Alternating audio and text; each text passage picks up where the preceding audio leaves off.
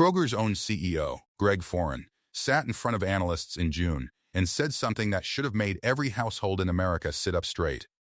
He told them that shoppers are not slowly cutting back. They are walking away from their entire weekly grocery haul, not trimming around the edges, not swapping brands, abandoning the full cart mentality altogether, across every department, all at once. That caught my attention. So I went digging. I pulled the USDA price data. I pulled the trade filings. I went through the tariff schedules line by line. I cross-referenced every claim against original source material. And the picture that emerged was not pretty. It was not one thing going wrong. It was a dozen things going wrong at the same time, in different aisles, driven by different causes, all converging on the same grocery bill. The number one item on this list just hit the highest price ever recorded in American grocery history. Not the highest this year. Not the highest this decade. The highest ever. We are going to get there. What follows are 16 items ranked by urgency, how quickly the window is closing, what is driving the price up, and what you should be doing about it before August is over. Let us get into it. Number 16. Canned tomato paste. I know. Tomato paste. You are looking at this thinking, seriously? That is how we are kicking this off?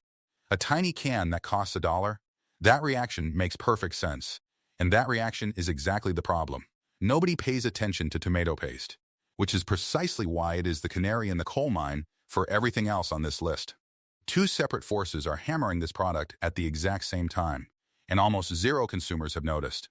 Force number one is the container. Last June, the Section 232 tariff on imported steel and aluminum got jacked up to 50%. No exemptions. No country gets a pass. The American Action Forum put out a study in April 2026 confirming that manufacturers making canned goods are eating cost increases as high as 12%. Those costs are not staying with the manufacturers. They are migrating to the price tag between now and early 2027 as contracts roll over. Force number two is what goes inside that can. The Bureau of Labor Statistics reported in March 2026 that tomato prices leapt more than 15% in a single month. A brutal January freeze in Florida destroyed roughly 80% of the state's crop. Meanwhile, a 17% tariff on Mexican tomatoes kicked in when the suspension agreement expired in July 2025, squeezing the other major source of supply. Think about that shelf at your local Kroger. Those small cans you grab without thinking when you were making chili or a quick red sauce. 2 years ago, they were 79 cents. Now they are sitting at $1.19 to $1.39, and the row behind them is noticeably thinner than it was 3 months ago. The households that notice first are always the ones who cook from scratch. They know what a fully stocked tomato paste shelf looks like. They know when the rows start thinning. And when that happens, they do not wait around to see if it refills. They grab what they need. Grab 4 to 6 cans on your next run. You are spending under $8 to lock in a product whose two primary cost drivers are both accelerating upward simultaneously. Canned tomato paste keeps for years. There is zero downside to buying ahead on this one. Number 15. Rice here is one that almost nobody is talking about, and it is a staple for literally billions of people on this planet. India, the world's largest rice exporter, has been restricting exports on and off since 2023. Those restrictions tightened again in 2025, and the ripple effects are now fully visible on American shelves.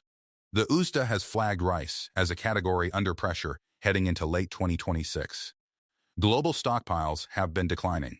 Domestic production in the southern United States has faced its own challenges with water availability and rising input costs for fertilizer and fuel. At Kroger, the 5-pound bag of long-grain white rice that sat comfortably at $3.49 has crept toward $4.29 or $4.99, depending on the brand.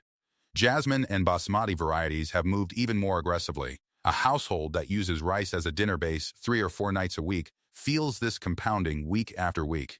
Rice stores almost indefinitely when kept dry and sealed. White rice in particular, in a cool pantry with a tight lid, will last years without degrading. Buy an extra bag or two on your next couple of trips. It is one of the cheapest forms of caloric insurance you can put in your pantry, and if prices continue climbing, you will have bought at the lowest price you are going to see for a while. For a family of 4 that eats rice twice a week, an extra 10-pound bag buys you roughly 2 months of breathing room for under $10. Number 14. Butter has been on a slow escalation that most people have written off as normal inflation. It is not normal. Dairy herds in the United States have been contracting. Feed costs remain elevated. And butter specifically requires a massive volume of cream to produce, roughly 21 pounds of whole milk for a single pound of butter. The Bell's data shows butter prices holding stubbornly above $5 per pound in most markets, with premium and organic varieties pushing past $7. European butter, which used to provide some competitive pressure, is now more expensive to import thanks to tariff adjustments and a weaker supply picture out of the EU. Butter freezes beautifully. It holds for 6 months or longer in a standard home freezer with zero loss in quality. When you see it on sale, buy 4 extra boxes and freeze them. You will not regret it when holiday baking season arrives, and butter is pushing $6 a pound at regular price. Number 13. Ground beef? Let me tell you something about that ground beef sitting in the Kroger meat case that the price tag does not explain. That foam tray is not just reflecting today's cost of beef, it is reflecting a cattle herd that has been contracting for 13 straight years. The USDA published its annual cattle inventory on January 30th of this year. The count came in at 86.2 million head. That is the smallest American cattle herd since 1951. Let that land for a second. 75 years.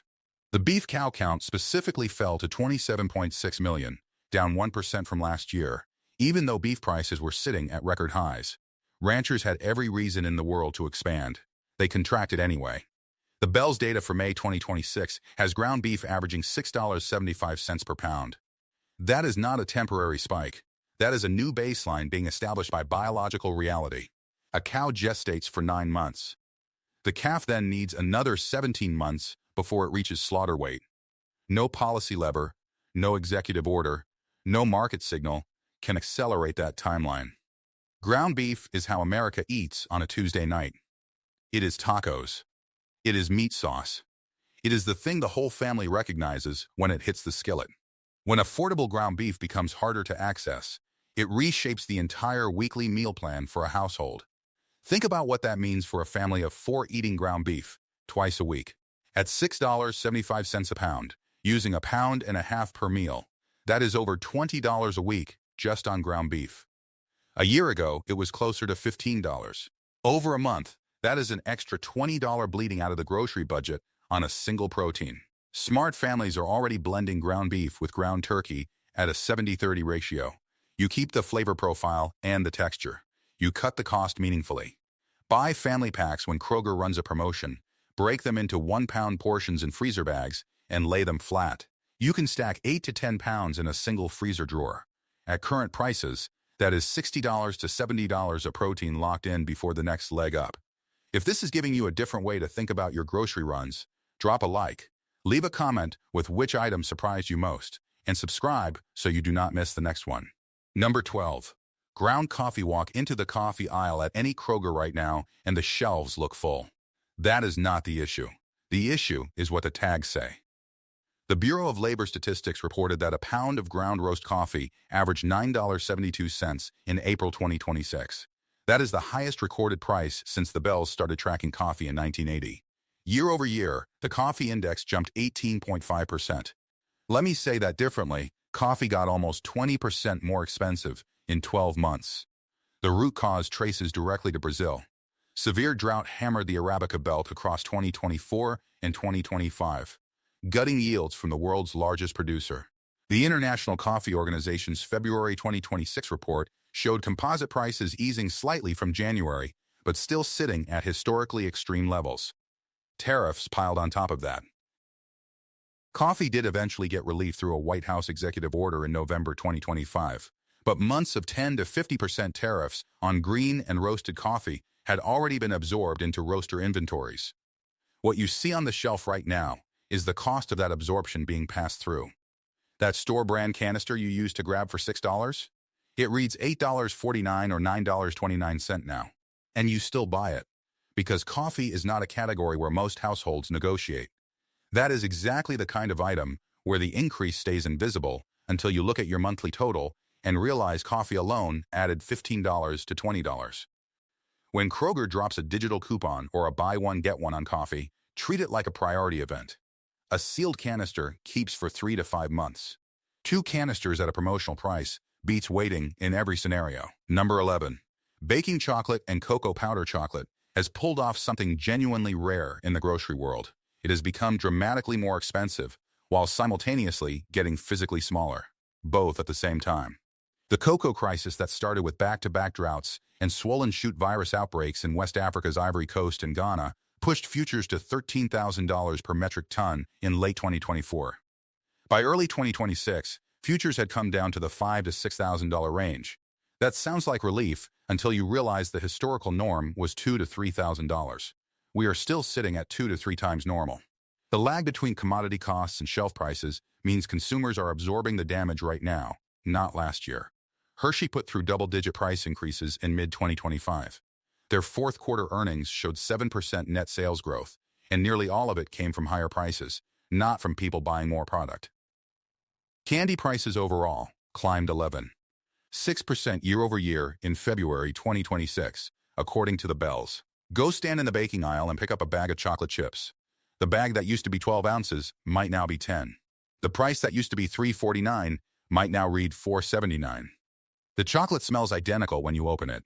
The cookies come out of the oven tasting exactly the same. But the per-batch math has shifted significantly. This is classic shrinkflation combined with straight-up price inflation. You are paying more for less product. And the families who bake regularly, birthday cakes, holiday cookies, brownies for the school bake sale, are the ones feeling this compound month after month. If you bake with any regularity, buy 2 extra bags of chocolate chips and a canister of cocoa powder now. Stash them somewhere cool and dry. Chocolate chips and cocoa powder keep for well over a year, stored properly. When holiday baking season creates a second demand wave on top of already constricted supply, you will be glad you moved early. The families who wait until November to stock up are going to be looking at even uglier price tags. Number 10. Fresh tomatoes. You know tomatoes matter when every summer recipe in your house starts with them. Salsa, caprese, sliced on a burger, diced into a salad. They are the backbone ingredient in half your meals, from June through September. But the tomato market in 2026 is operating under conditions the industry has not seen in more than a decade. The Bell's Consumer Price Index for April 2026 showed fresh tomato prices up 39.7% year over year. That is the steepest increase of any single produce item the Bureau tracks. Nothing else is close. 3 forces collided. In mid-January 2026, a hard freeze hit Florida's West Coast, the worst in 15 years. Bob Spencer, who runs West Coast Tomato in Manatee County, told CNN that 5 hours below freezing was enough to wipe out entire fields. The loss estimates landed at 80% of Florida's crop. Simultaneously, heavy rain and disease tore through Mexico's Sinaloa region, and the 17% tariff on Mexican tomatoes has been choking imports since the suspension agreement ended in July 2025. Then there is diesel, up more than 50% since the Iran conflict began in late February 2026. Diesel is what moves every single tomato from field to loading dock to distribution center to shelf. The practical adjustment is to shift your cooking tomatoes to canned whole tomatoes and save the fresh ones for dishes where raw really matters. A 28-ounce can of whole peeled tomatoes, even at today's inflated can prices, costs a fraction of the equivalent weight in fresh. Quick reminder, if you are finding this useful, a like and subscribe takes 2 seconds and helps more families see this information. Now let us keep going. Number 9. Canned corn and canned green beans. Canned corn is so unremarkable that most people forget someone actually has to manufacture it. It just appears on the shelf. 49 cents, 59 cents, maybe 69 cents on a bad week. That era is winding down. The mechanism is identical to what is hitting canned tomato paste, the steel and aluminum tariff, but the impact on corn and green beans is more severe because these are the absolute lowest margin canned goods in the store. The American Action Forum's April 2026 analysis pointed out that with the 50% tariff in effect and no exclusions, the added cost of the can itself can approach 10% of the retail price on products selling under $1. Retail analyst John Clear from Alex Partners broke it down simply. An extra 5 cents on a can of sweet corn selling at 42 to 45 cents is a 10% price increase. That math lands directly on Kroger's store brand canned vegetables. Here is the thing people miss about cheap staples. Everyone watches chicken prices. Everyone tracks eggs. Almost nobody tracks the price of a single can of corn. And that is exactly where the tariff does its most insidious work, in products so inexpensive that a 10 or 15-cent increase accumulates across a full pantry over months without ever triggering a conscious reaction. That familiar pop and hiss when you open a can of corn for a weeknight dinner, that is the sound of a 10-minute meal coming together. It is comfort. It is simplicity. That sound is not going away. But the economics behind it are shifting in ways that quietly restructure what a basic dinner costs over time. Throw 3 to 4 extra cans of corn and green beans into each grocery run for the next month. You are spending under $5 total, and you are buying ahead of contract resets that the American Action Forum projects will hit shelves by early 2027. These cans last for years. There is no spoilage risk. The only risk is waiting and paying more later. Number 8. Cooking oil. This one flies under the radar because it is not as glamorous as olive oil, but vegetable and canola oil are the workhorses of American kitchens. Frying, baking, sautéing, these oils show up in virtually every recipe that requires fat and heat. Global edible oil markets have been volatile since the disruption to sunflower oil exports from Ukraine began in 2022. And conditions have not normalized. Canola production in Canada, the dominant global supplier, has faced tightening conditions. Soybean oil, which underpins most vegetable oil blends sold in the U.S., is being pulled in two directions: food use and biodiesel mandates. The 48-ounce bottle of store-brand vegetable oil that used to cost $3.29 has pushed past $4.50 in many markets. For households that deep fry, or families that go through a bottle every 2 to 3 weeks, this adds up to meaningful annual cost increases. Cooking oil stores well in a cool pantry for up to a year unopened. An extra bottle on your next 2 trips is cheap insurance. Number 7. Olive oil. Olive oil looks like a luxury product. It is not. For any household that roasts vegetables, makes a vinaigrette, cooks anything remotely Mediterranean, or just wants something decent to drizzle on bread, olive oil is a daily essential. And the global olive oil market has been in full-blown crisis for 3 consecutive years. Extended droughts across Spain, Italy, and Greece, the 3 dominant producers on the planet. Devastated harvests in 2023 and 2024. The International Monetary Fund's commodity tracker, published through the Federal Reserve Bank of St. Louis, showed olive oil at $6,198 per metric ton in June 2026. The 10-year average before the drought cycle was roughly $3,000. That is a doubling. Spain alone produces close to half the world's olive oil, and its 2024 harvest ranked among the worst ever recorded. The European Commission confirmed that EU olive oil output dropped by approximately a third from historical norms over the past 2 seasons. At Kroger, that standard 25-ounce bottle of extra virgin that used to sit between $8 and $10 is now reading $12 to $16 depending on brand. The store brand has climbed right alongside everything else. And here is the quiet trick. Some brands have moved from 25 ounces to 16.9 ounces without meaningfully changing the front label. You can feel it when you pour. The bottle is lighter than it used to be. If olive oil is part of your daily cooking, buy a full-size bottle now. Unopened olive oil keeps for up to 2 years stored in a cool, dark spot. 1 bottle at today's price beats 1 bottle at next quarter's price every single time. Number 6. Fresh salmon fillets. Nobody is happy about what they see at the seafood counter right now, and salmon is the primary culprit. The USDA's June 2026 food price outlook projects fish and seafood prices rising faster than their 20-year historical trend this year. The Bell's data through May 2026 shows the category jumping 1.2% in a single month, with year-over-year increases running around 6.5%. Wild-caught salmon is especially exposed because every link in the supply chain runs on diesel. The boats burn it. The refrigerated trucks burn it. The cold storage facilities run on it. And diesel is up more than 50% since the Iran conflict disrupted global energy markets in late February 2026. Alaska's salmon fishery, the biggest wild source supplying the lower 48, is also facing constraints. The Alaska Department of Fish and Game's 2026 pink salmon forecast projected a meaningfully reduced harvest compared to the prior year. Stand at the Kroger seafood case and look at the Atlantic salmon fillets. The price per pound is routinely north of $12, sometimes touching $14. The fish still looks gorgeous, that deep coral orange, the flesh glistening under the display lights. But the tag tells a very different story than it told 18 months ago. Salmon is the dinner you cook when you want something healthy and a little special on a weeknight. When that dinner crosses $14 a pound, the calculation shifts from how much to whether. Check Kroger's frozen seafood section. Frozen wild-caught salmon fillets, frequently sourced from the same Alaskan fisheries, run $6 to $9 per pound. Identical fish. Identical nutrition. Identical omega-3 profile. A fraction of the fresh counterprice. The only difference is the presentation, and once it is on the plate with lemon and herbs, nobody at your dinner table can tell whether it came from the fresh case or the freezer aisle. This is one of the smartest swaps available in the entire store right now. If you are still with me, you are already ahead of most shoppers. Hit like, drop a comment, and subscribe. Let us keep this going. Number 5.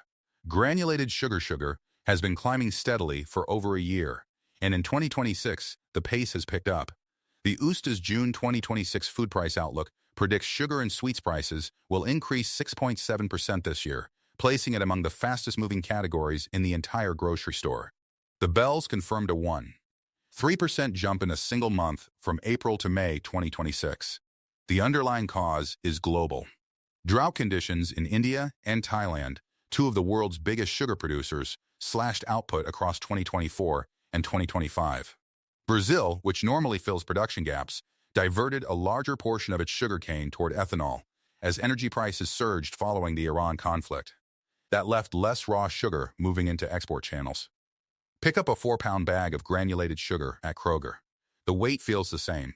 That familiar sound of crystals shifting against the inside of the bag when you tilt it is unchanged.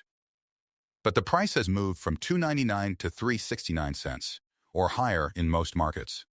For households that bake, make sweet tea by the pitcher in the summer, or put up preserves and canned fruit, sugar is not a negotiable line item. It is measured in pounds per month, not tablespoons. Those families are already adding an extra bag each trip, and they are making the right call. Buy one extra 4-pound bag per grocery run for the next 3 trips. Sugar stored in an airtight container keeps indefinitely. 12 pounds at under $12 is some of the cheapest insurance you can buy against a category the USDA says will outrun nearly everything else in the store this year. Number 4. Bread is the most psychologically loaded item on this entire list. It is the product that, when its price visibly increases, triggers a level of household anxiety that almost nothing else matches. Maybe a gallon of milk, maybe eggs. But bread occupies a space in the American kitchen that transcends basic nutrition. It is the kids' sandwiches. It is toast in the morning. It is the item you mentally check before you leave for the store. And the wheat behind it is in serious trouble. A June 2026 USDA crop report confirmed that U.S. wheat production has dropped to its lowest level since 1970.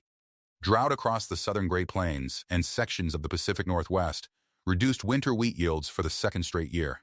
The USDA's Economic Research Service projects cereal and bakery products to keep climbing through 2026, though potentially at a somewhat slower rate than some other categories.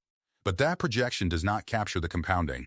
Bread does not just require wheat, it requires energy to mill the flour, diesel to deliver it, and packaging to wrap it.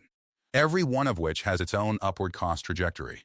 At Kroger, the standard store brand white loaf that held firm at $2.29 or $2.49 for years has pushed up to $2.79 or $2.99.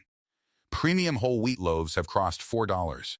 You notice it because bread is a weekly purchase, and weekly purchases amplify the psychological weight of every price increase. If your household goes through 2 or more loaves a week, start buying bread on promotion and freezing a loaf. Bread freezes surprisingly well for up to 3 months, with no meaningful texture change if you wrap it properly or keep it sealed in its original bag inside a freezer bag.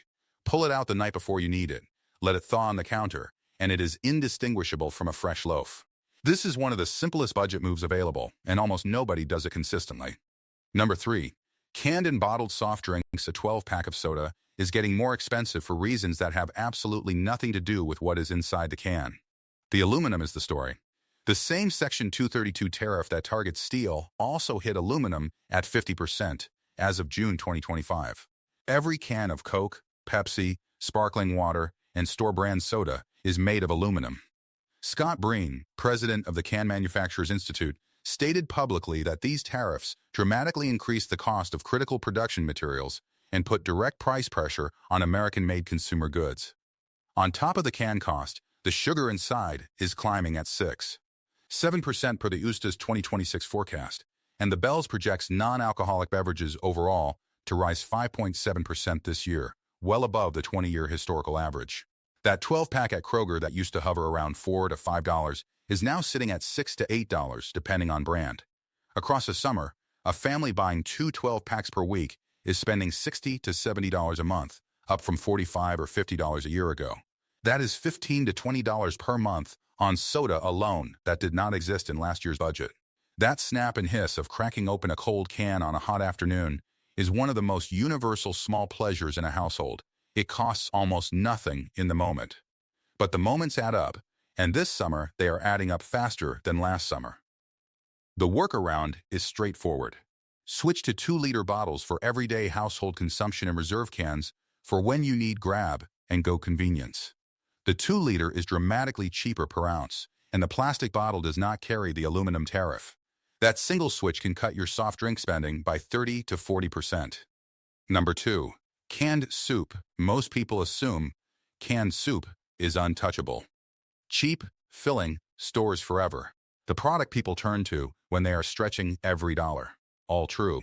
And all precisely why what is happening to it right now matters. The can is steel.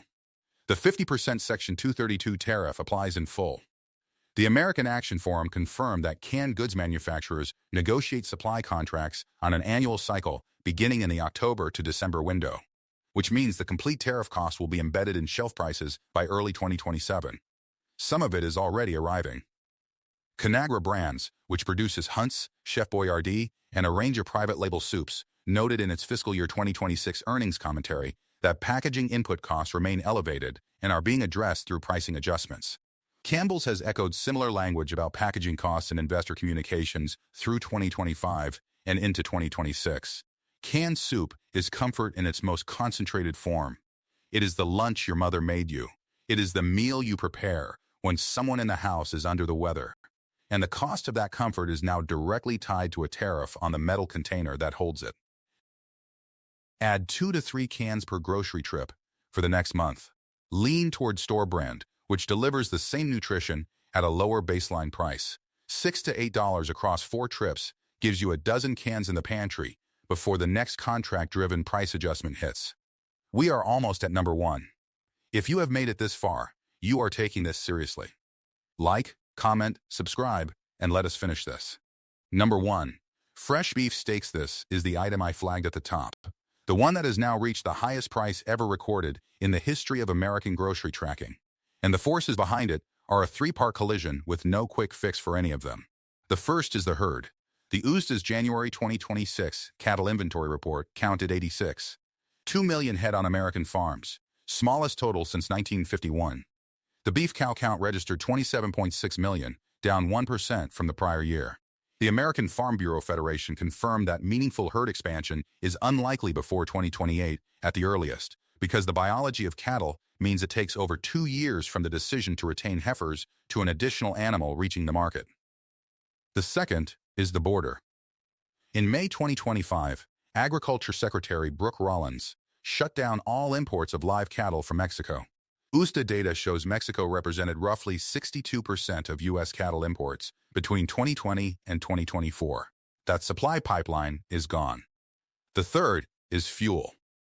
Diesel has surged more than 50% since the Iran conflict began in late February 2026, and diesel powers every step of the journey from ranch to feedlot to processing plant to retail case.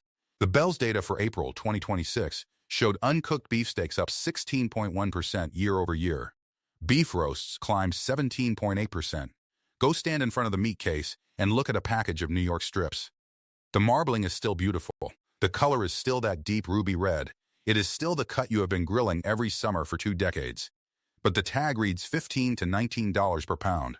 5 years ago, that identical cut was $9 to $11. This is not about one dinner. This is not about a bad week at the store. This is about a structural, multi-year shift in what an American household can afford to place on the table on a regular basis. The herd is not coming back quickly.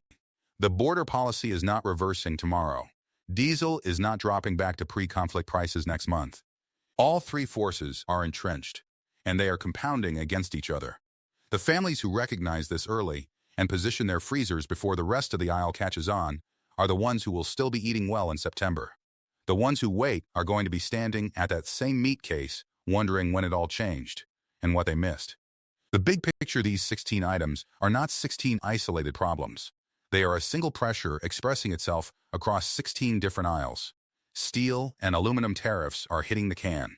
The Iran conflict is hitting diesel, fertilizer, and energy.